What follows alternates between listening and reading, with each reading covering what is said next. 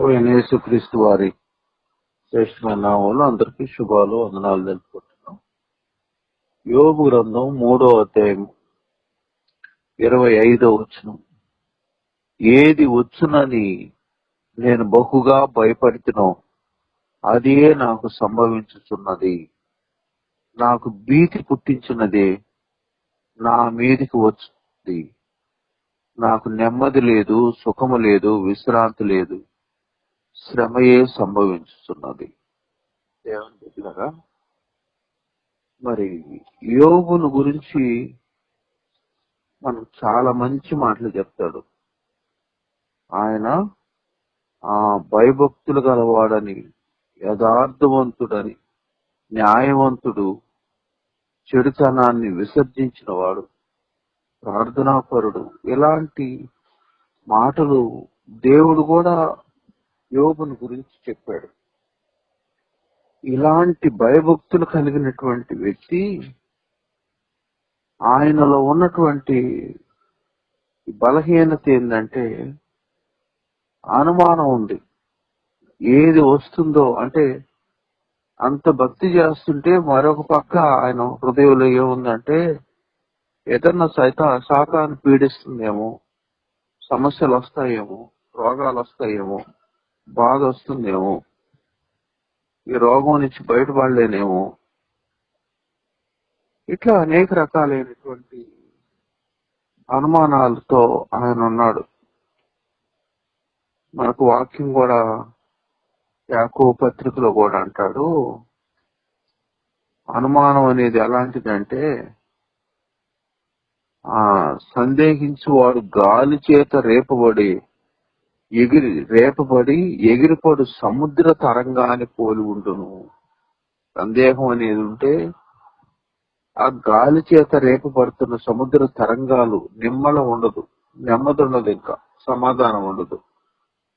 అనుమానాలతో, సందేహాలతో ఇలాంటి పరిస్థితి ఉంటుంది. యోబు జీవితంలో కూడా ఇలా ఒక పక్క భక్తి చేస్తున్నాయి, కానీ రెండో పక్క అనుమానాలు ఉన్నాయి, సందేహాలు ఉన్నాయి. అందుకే దేవుడు నా యోబు ఇలాంటి యోగ్యుడు అని అంటే సాతాను ఎందుకు ధైర్యం చేసిందంటే అతనిలో ఉన్న చిన్న బలహీనత, ఏది సందేహం ఉంది కదా. సందేహం ఉంటే చాలు నేను సర్దుకోవచ్చు. అనుమానం ఉంటే భక్తి ఎక్కువ చేయలేరు, విశ్వాసం ఎక్కువ ఉండదు, ప్రభు కొరకు నీకు కనిపెట్టి ఉండే అనుభవం ఉండదు. ఈ బలహీనత ఉంది కాబట్టి అందుకే సాతాను ధైర్యం చేసి యోబును శోధించేదానికి ప్రయత్నం చేశాడు. అయితే మరి ఈయన సందేహం ఉన్నప్పటికీ తర్వాత ఆయన స్థిరపడ్డాడు. అందుకే నా విమోచకుడు సజీవుడని గొప్పగా చెప్పగలిగాడు. అప్పుడే దేవుని బిడ్డలారా, నేను కూడా ప్రభువులో మరి ఎరక్క మునుపు, ప్రభువులో స్థిరంగా ఉన్న మునుపు ఎవరికైనా రోగం వస్తే ఒకవేళ నాకు కూడా వస్తుందేమో అనేది, ఎవరికైనా యాక్సిడెంట్ అయితే నాకు కూడా అయితే ఏంది పరిస్థితి అనేది, ఈ ట్రాన్స్ఫర్ వస్తే నాకు కూడా ట్రాన్స్ఫర్ వస్తే ఎట్లా అవుతుందో అని, అంటే ఈ భయాలు, బలహీనతలు అన్ని కూడా భక్తి లేనప్పుడు ఎక్కువగా ఉండేది. మనకి ఇక్కడ మరి మనం యోబులోనే చెప్పినట్లు నీ భక్తి నీకు ధైర్యాన్ని పుట్టించదా అన్నాడు కదా.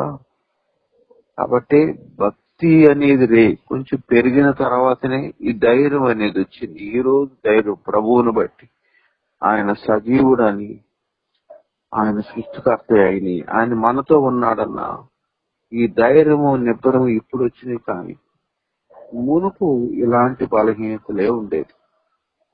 కాబట్టి దేవుని పెట్టారు. అందుకే మరి అపవాది ఆయన్ని ధైర్యం చేసి శోధించగలిగాడు అని అంటే దానికి ఒకే ఒక కారణం, ఆయనలో అనుమానం ఉంది. కాబట్టి అనుమానాన్ని సాతాను వాడుకునే దానికి ఇష్టపడ్డాడు.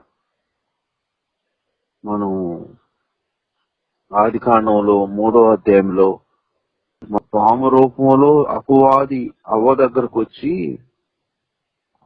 అనుమానాన్ని వ్యక్తం చేస్తూ ఇది నిజమా అంటుంది. ఈ తోట చెట్ల మధ్యలో ఏ పుండన్నా తినకూడదని దేవుడు చెప్పాడా అంటే అవునవును ఫలాని పుండని. ఆడ అనుమానాన్ని రేపి ఇన్ని తినమన్నాడు, ఒక్కటి తినొద్దు అన్నాడంటే మరి దేవుని ఉద్దేశం ఏంటి? అది ఒకటి ఎందుకు లేదు? అది తింటే మీరు దేవదూతలు అయిపోతారు అనేది ఆయనకి ఇష్టం లేని అనుమానాన్ని రేకెత్తించింది. అనుమానం ద్వారా అవ్వ జారిపోయేదానికి, మరి ఆదామును అవ్వను జారిపోయి మరి ప్రతి తరం కూడా పాపంలో పడిపోయేదానికి కారణం అయిపోయింది. ఈరోజు ఇలాంటి అనుమానాలతోనే కుటుంబాలు గలిబిలు ఎదుర్కొంటున్నాయి, విచ్ఛిన్నం అయిపోతున్నాయి. నెమ్మది లేకుండా, సమాధానం లేకుండా కుటుంబాల్లో ఉంటుంది. ఎందుకంటే అనుమానాలతో. కాబట్టి ప్రియ దేవుని బిడ్డలారా, అనుమానాలతో మనం ఏం కూడా సాధించలేం.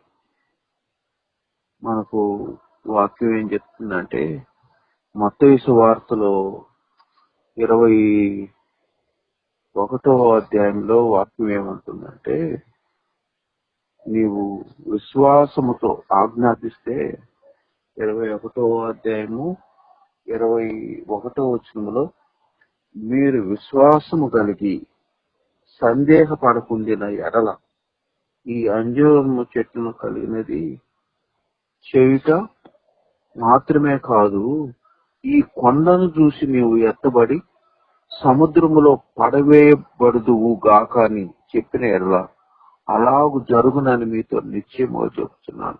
కాబట్టి ప్రభు అంటాడు, మీరు సందేహపడకుండా ఉంటే కొండను చూసిపోయి సముద్రంలో పడు అని ఆజ్ఞాపిస్తే మీ విశ్వాసానికి కార్యం చేస్తుంది. ఎందుకంటే విశ్వాసానికి కర్త ప్రభు. కాబట్టి ఆయన కార్యం చేస్తాడు. అంటే అలాంటి గొప్ప విశ్వాసం కలిగి ఉంటే ఆయన కార్యం చేస్తాడు అని మనకు వాక్యంలో చాలా స్పష్టంగా తేటతెల్లం చేస్తుంది.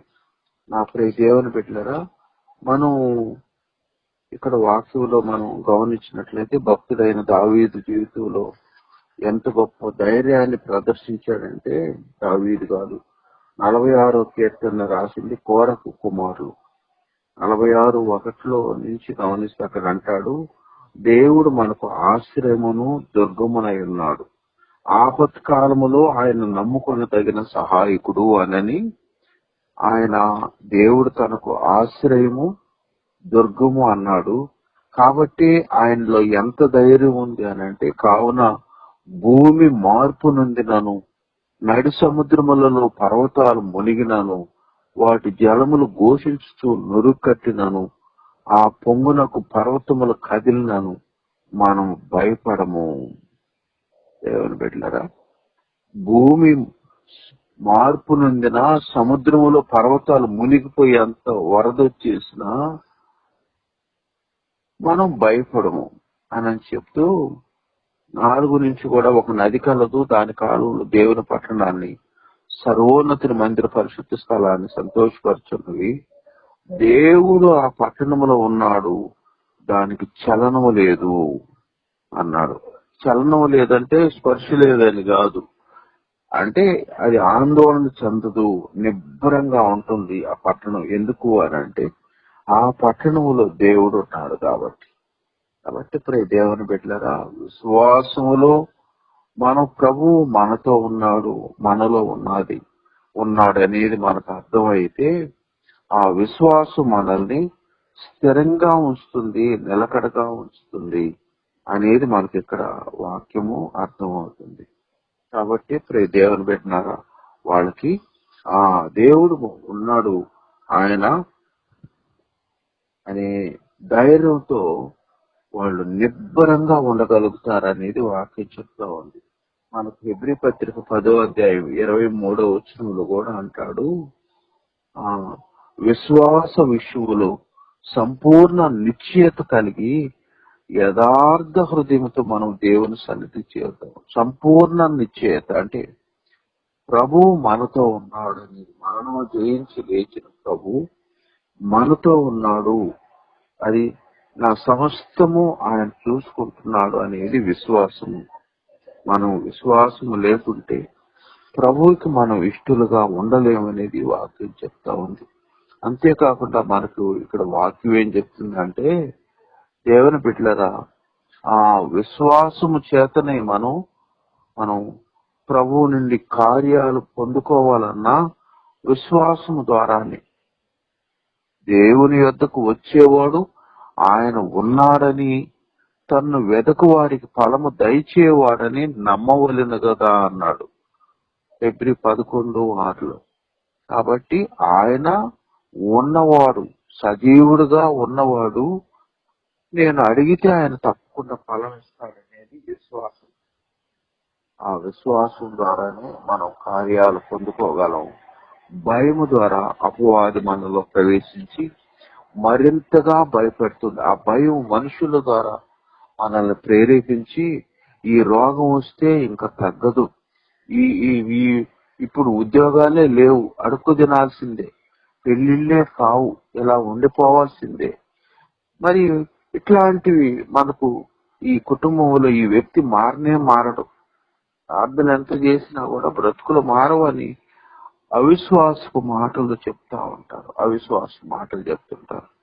కానీ నా ప్రియ దేవుని బిడ్డలారా, మనం మొదటి సమూయేలు గ్రంథంలో 12వ అధ్యాయము 24వ వచనంలో ఒకసారి అందరూ గమనిస్తే ఎంత గొప్ప మాట అంటే, ఆయన మీ కొరకు ఎన్ని గొప్ప కార్యములు చేసినో అది మీరు తలంచుకొని, మీరు యెహోవా యందు భయభక్తులు కలిగి నిష్కపటులై పూర్ణ హృదయముతో ఆయనను సేవించుట ఆవశ్యకము.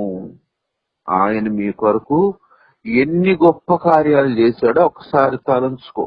ఇవన్నీ కూడా ఆయన చేసినాయనా, లేకపోతే నేనేమన్నా చేసుకోగలిగానా అనేది చూడు, గమనించు. ఈ కార్యాలన్నీ ఆయన చేసినయే అయితే ఇంకా మిగతా ప్రభువు మన పక్షంగా ఉంటే మనకు విరోధి ఎవడు అని 8:31 చెప్పబడింది. దేవుని పెట్టలేరా? కాబట్టి ప్రభువు మనతో ఉన్నాడు, ఇంతవరకు ఇన్ని కార్యాలు చేశాడు, ఇక నుంచి కూడా నా జీవితం ఆయన ద్వారా వీటన్నిటిలో నుంచి నేను సక్సెస్ పొందుకుంటాననేది మన విశ్వాసం.